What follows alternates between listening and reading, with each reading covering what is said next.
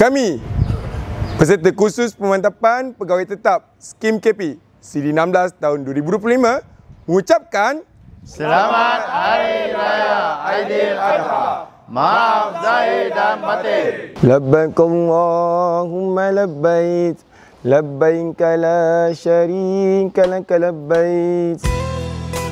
Assalamualaikum semua.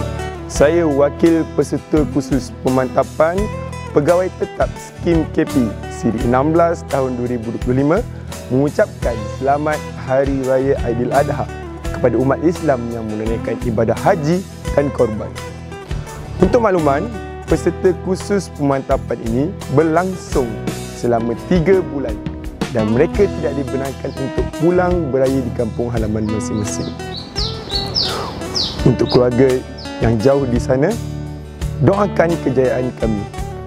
Terima kasih. Kami, pegawai tetap Skim KP 1 Siri 16 ingin mengucapkan Selamat Hari Raya Aidiladha. Maaf zahir dan batin kepada seluruh warga APM. Assalamualaikum. Saya Lieutenant Muda Pertahanan Awam Aziah binti Hussein ingin mengucapkan Selamat Hari Raya Aidiladha kepada seluruh warga APM dan kepada keluarga tersayang yang berada di muka Sarawak. Maaf zahir dan batin.